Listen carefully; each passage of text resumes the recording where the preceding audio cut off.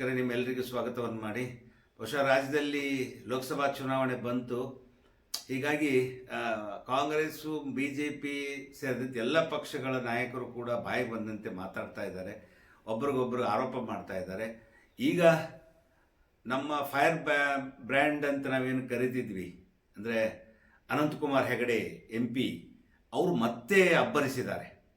ಇವತ್ತು ಸಿದ್ದರಾಮಯ್ಯ ವಿರುದ್ಧ ಗುಡುಗಿದ್ದಾರೆ, ಏಕವಚನದಲ್ಲಿ ಮಾತಾಡಿದ್ದಾರೆ. ಜೊತೆಗೆ ಸಿದ್ದರಾಮಯ್ಯ ಅಲ್ಲ ಮೂರ್ಖರಾಮಯ್ಯ ಅಂತಿದ್ದಾರೆ. ಹಿಂದೂ ಪರ ವ್ಯವಸ್ಥೆಗೆ ಎಲ್ಲರೂ ಸನ್ನದ್ಧರಾಗಬೇಕು ಅಂತಿದ್ದಾರೆ.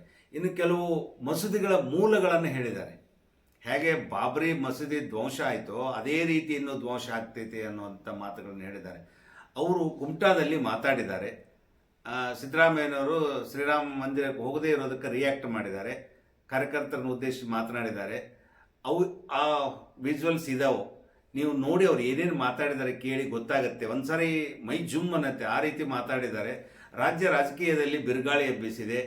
ಬಹುಶಃ ಸಿದ್ದರಾಮಯ್ಯನವರ ಅಭಿಮಾನಿಗಳಲ್ಲಿ ಬೇಸರ ಮೂಡಿಸಿರಬಹುದು, ಆಕ್ರೋಶ ಹುಟ್ಟಾಕ್ಬೋದು, ಮತ್ತು ಕಾಂಗ್ರೆಸ್ಸಿಗರ ಸಿಟ್ಟಿಗೆ ಗುರಿಯಾಗಿದ್ದಾರೆ. ಈಗಾಗಲೇ ಸಿದ್ದರಾಮಯ್ಯನವರು ಕೂಡ ಈ ಬಗ್ಗೆ ಮಾತಾಡಿದ್ದಾರೆ ಬಾಗಲಕೋಟೆಯಲ್ಲಿ. ಅವರು ಸಂಸ್ಕೃತಿ ತೋರಿಸತ್ತೆ, ಅವ್ರು ಆ ರೀತಿ ಮಾತಾಡಿದ್ದಾರೆ ಅಂದರೆ ನಾವೇನು ಹೇಳೋಕ್ಕಾಗೋದಿಲ್ಲ. ಅವರವ್ರ ವಿವೇಚನೆ, ಅವರವ್ರ ಆಲೋಚನೆ ಅಂತ ಹೀಗೆ ಹೇಳಿದ್ದಾರೆ. ಮತ್ತು ಧಾರವಾಡದಲ್ಲಿ HK ಪಾಟೀಲ್ ಹೇಳಿದ್ದಾರೆ, ಅವ್ರು ಮಾತಾಡ್ತಾರೆ, ಏನು ಮಾಡೋಕ್ಕಾಗತ್ತೆ ಅಂತ ಹೇಳಿದ್ದಾರೆ. ಸೊ ಆದರೂ ಒಟ್ಟಾರೆ ಅವ್ರ ಮಾತುಗಳನ್ನು ಕೇಳಿದರೆ ನಿಮ್ಗೆ ಗೊತ್ತಾಗುತ್ತೆ, ನೀವೇನು ಅಂದ್ಕೊಳ್ಬೋದು. ಅವ್ರ ಮಾತುಗಳನ್ನು ಕೇಳಿ ನೋಡೋಣ. ಇಂದಿರಾ ಗಾಂಧಿ ಪ್ರಧಾನಮಂತ್ರಿ ಆಗಿದ್ರು. ಅವತ್ತಿನ ದಿನ ಗೋಹತ್ಯೆ ನಿಷೇಧದ ಬಗ್ಗೆ ತುಂಬಾ ದೊಡ್ಡ ಆಂದೋಲನ ನಡೀತು. ಆ ಆಂದೋಲನದಲ್ಲಿ ಸಂತರು ಕೂಡ ಸತ್ರು, ಸಾವಿರಾರು ಸಂತರು ಭಾಗವಹಿಸಿದ್ರು. ಸಾವಿರಾರು ಸಂಖ್ಯೆಯಲ್ಲಿ ಗೋವುಗಳು ಕೂಡ ಭಾಗವಹಿಸಿದ್ವು. ಗೋಲಿಬಾರ್ ಆಯಿತು, 10 ಮಂದಿ ಸಂತರು ಸತ್ರು. ಇಂದಿರಾ ಗಾಂಧಿ ಪ್ರಧಾನಮಂತ್ರಿ ಆಗಿದ್ದಾಗ ಇಂದಿರಾ ಗಾಂಧಿಯ ಸಮ್ಮುಖದಲ್ಲಿ ಇದು ನಡೀತು. 10 ಮಂದಿ ಸಂತರು ಸತ್ರು, 100 ಗೋವುಗಳನ್ನು ಗುಂಡಿಟ್ಟು ಕೊಂದರು. ಅವತ್ತಿನ ದಿನ ಕರಪಾತ್ರಿ ಮಹಾರಾಜ್ ಅಂತ ಒಬ್ಬರಿದ್ದ, ಕಾಶಿಯಲ್ಲಿರ್ತಕ್ಕಂಥವ್ರು, ತುಂಬಾ ದೊಡ್ಡ ತಪಸ್ವಿಗಳು. ಅವರನ್ನ ನಡೆದಾಡುವ ದೇವರು ಅಂತ ಕರೀತಾರೆ. ಡೆಲ್ಲಿ ನಮ್ಮ ಮನೆಗೆ ಆಗಾಗ ಅವರ ಶಿಷ್ಯರು ಬರ್ತಾ ಇರ್ತಾರೆ. ನಮ್ಮ ಪುಣ್ಯ ಅದು. ಕರಪಾತ್ರಿ ಮಹಾರಾಜ್ ಅಂತ ಇದ್ರು. ಅವ್ರು ಹೇಳಿದ್ರು, ಬಹುತೇಕ ನಿಮ್ಗೆಲ್ಲ ಹಿಂದಿ ಅರ್ಥ ಆಗತ್ತೆ ಅಂತ ನಾನು ಭಾವಿಸಿದ್ದೀನಿ. ಅವ್ರು ಹೇಳಿದ್ರು, ಸಂತೋಂ ಕಾ ತೋ ಖೂನ್ ಬಹ ಗಯಾ ಹಮ್ ಮಾಫ್ ಕರ್ ದೇತೆ ಹೈ. संतों का तो खून बह गया, हम माफ कर देते हैं, लेकिन जिन्होंने गोवध की है, गोहत्या की है, हम माफ नहीं कर सकते. भगवान भी माफ नहीं कर सकता.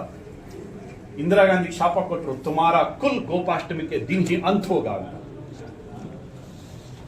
ಏರ್ ಕ್ರಾಶ್ ನಲ್ಲಿ ಸಂಜಯ್ ಗಾಂಧಿ ಸತ್ತಿದ್ದು ಗೋಪಾಷ್ಟಮಿ, ಇಂದಿರಾ ಗಾಂಧಿಗೆ ಗುಂಡಿಟ್ಟು ಕೊಂದಿದ್ದು ಗೋಪಾಷ್ಟಮಿ, ರಾಹುಲ್ ಗಾಂಧಿ ಬಾಂಬ್ ಬ್ಲಾಸ್ಟ್ ಅಲ್ಲಿ ಸತ್ತಿದ್ದು ಗೋಪಾಷ್ಟಮಿ, ರಾಜೀವ್ ಗಾಂಧಿ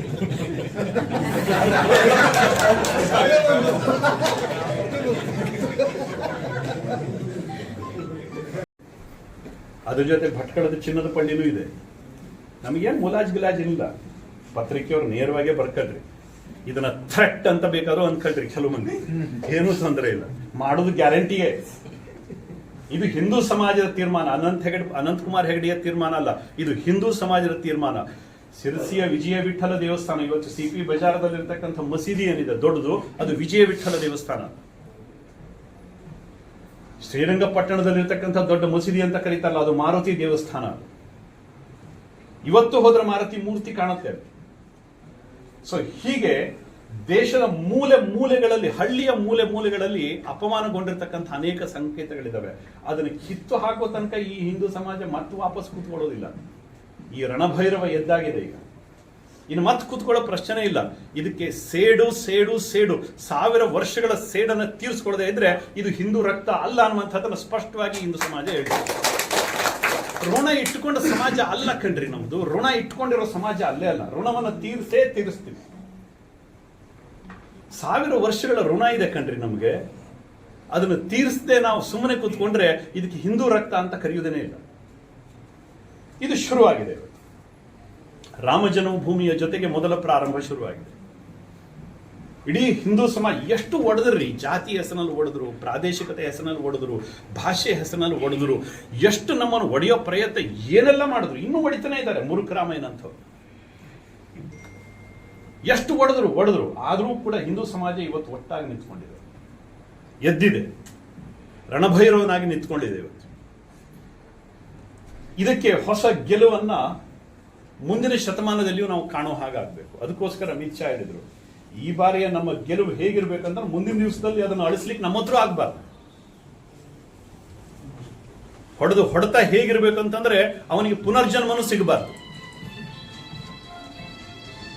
ಈ ಜನ್ಮ ಅಂತೂ ಕಳೆದೋಗತ್ತೆ, ಮುಂದಿನ ಜನ್ಮದಲ್ಲಿಯೂ ಕೂಡ ಅವನು ಇವತ್ತೇ ಸಾಯ್ಬೇಕು. ಹೊಡೆತ ಹೇಗಿರ್ಬೇಕು ಅಂದ್ರೆ ಸೊ ಈ ನಿಟ್ಟಿನ ನಮ್ಮ ಹೊಡೆತ ವಿರೋಧಿಗಳಿಗೆ ಆಗ್ಬೇಕು. ಕಾಂಗ್ರೆಸ್ ನಮ್ಮ ವಿರೋಧಿ ಅಲ್ಲ. ಕಾಂಗ್ರೆಸ್ಸಿಗೆ ನಮ್ಮನ್ನು ವಿರೋಧ ಮಾಡೋ ಕೆಪಾಸಿಟಿನೇ ಇಲ್ಲ. ನಮ್ಮ ವಿರೋಧಿಗಳು ನಮ್ಮ ತಲೆಯಲ್ಲಿ ಹುಚ್ಚು ಹುಳವನ್ನು ಬಿಡ್ತಾರಲ್ಲ, ಹಿಂದುತ್ವದ ವಿರೋಧಿ ಹುಳುಗಳು, ಸನಾತನದ ವಿರೋಧಿ ಹುಳುಗಳು, ಇದನ್ನೆಲ್ಲ ಮಾತಾಡ್ತಾರಲ್ಲ, ಅವರು ನಮ್ಮ ವಿರೋಧಿಗಳು.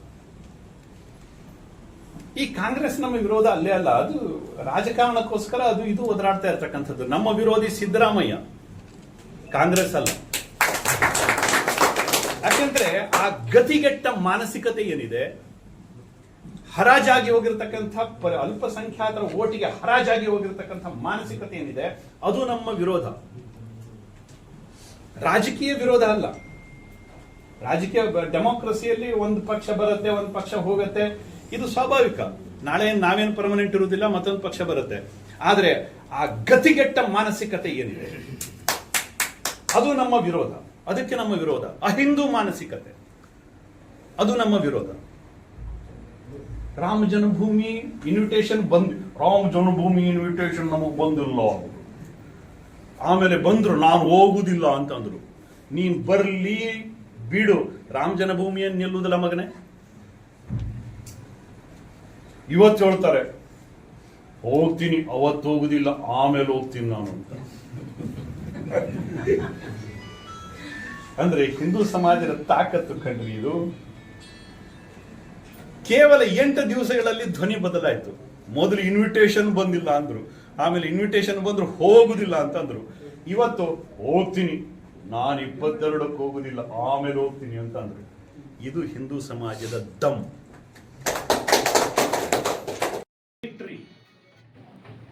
ಪ್ರಜಾಪ್ರಭುತ್ವ ನಮ್ಮ ದೇಶದಲ್ಲಿ, ಇಲ್ಲಿ ವಿರೋಧ ಪಕ್ಷಗಳು ಇದಾವೆ, ನಮ್ಮ ಪಕ್ಷನೂ ಆಡಳಿತ ಪಕ್ಷನೂ ಇದಾವೆ. ಇಲ್ಲಿ ಜನ ಕೊಟ್ಟಿರೋ ತೀರ್ಮಾನ ಹೇಗಾಗಬೇಕು ಅಂತಂದ್ರೆ ಇದೊಂದು ವೈಶ್ವಿಕ ದಾಖಲೆ ಆಗಬೇಕು. ಡೆಮೋಕ್ರೆಟಿಕ್ ವಿಕ್ಟರಿ, ಆಟೋಕ್ರೆಟಿಕ್ ವಿಕ್ಟರಿ ಅಲ್ಲ. ಇದಕ್ಕೆ ಜನ ಸಿದ್ಧ ಆಗ್ಬಿಟ್ಟಿದ್ದಾರೆ. ಜನ ಈಗಾಗಲೇ ರೆಡಿ ಆಗ್ಬಿಟ್ಟಿದ್ದಾರೆ. ನಾವೇ ಹಿಂದಿದ್ದೀವಿ. ನೀವು ಕೇಳಿ, ಕಾಂಗ್ರೆಸ್ನವ್ರನ್ನ ಕೇಳಿ ಅಥವಾ ಬೇರೆ ಬೇರೆ ಪಾರ್ಟಿಯವರನ್ನ ಕೇಳಿ, ಅವ್ರು ನಮ್ಗಿಂತಲೂ ಮುಂದೆ ಇದ್ದಾರೆ.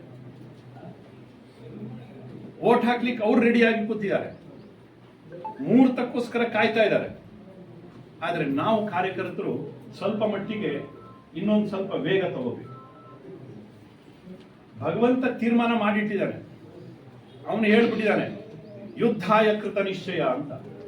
ನಿಮಿತ್ತ ಮಾತ್ರಂ ಭವಸವ್ಯ ಸಾಚಿನ್ ಅಂತ ಹೇಳ್ಬಿಟ್ಟಿದ್ದಾನೆ ಕೃಷ್ಣ.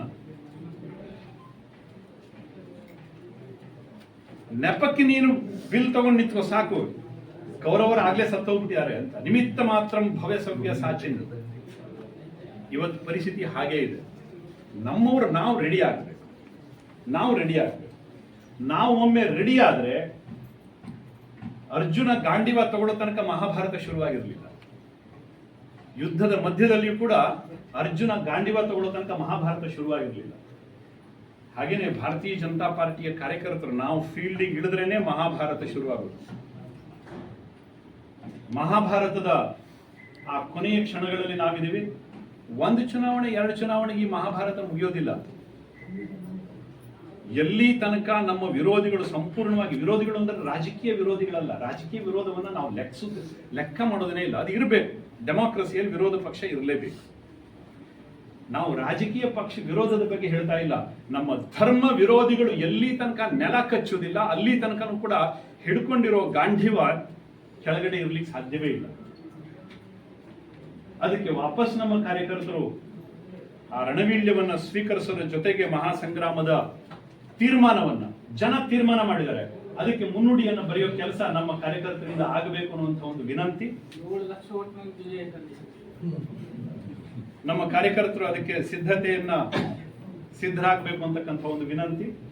ಗೊತ್ತಿಲ್ಲ ಹೈಕಮಾಂಡ್ ಹೇಗೆ ತೀರ್ಮಾನ ಮಾಡುತ್ತೆ ಅಂತ. ಎಲ್ಲ ಬಿಟ್ಟು ಹೋಗಿರ್ತಕ್ಕಂಥವನ್ನ ಇಲ್ಲಿ ತನಕ ಕರ್ಕ ಬಂದಿದ್ರಿ. ಟಿಕೆಟ್ ನಿಮ್ಗೆ ಸರ್, ಟಿಕೆಟ್ ನಿಮ್ಗೆ. ಏನೋ ಯಾರೇ ನಿಲ್ಲಲಿ, ಇನ್ನೊಮ್ಮೆ ಸ್ಪಷ್ಟವಾಗಿ ಹೇಳ್ತೀನಿ, ಯಾರೇ ನಿಲ್ಲಲಿ ಈ ಭಗವಂತನ ಸಂಕಲ್ಪಕ್ಕೆ ಚ್ಯುತಿ ಬರಬಾರದು ಮತ್ತು ಭಾರತೀಯ ಜನತಾ ಪಾರ್ಟಿ ಗೆಲ್ಲಬೇಕು, ದಾಖಲೆಯೊಂದಿಗೆ ಗೆಲ್ಲಬೇಕು. ಹಳೆಯ ದಾಖಲೆಯನ್ನು ಮೀರಿ ಹೊಸ ಹೆಜ್ಜೆಯನ್ನು ಇಡಬೇಕು. ಇದರ ಜೊತೆಗೆ ಮತ್ತೊಂದು ಮಹತ್ವದ ಸಂಕೇತವನ್ನು ಕೊಡ್ತೀನಿ. ಸಿದ್ದರಾಮಯ್ಯನವರೇ, ಮುಂದಿನ ವಿಧಾನಸಭೆಯಲ್ಲಿ ಇಳಿಲಿಕ್ಕೆ ರೆಡಿ ಆಗಿ.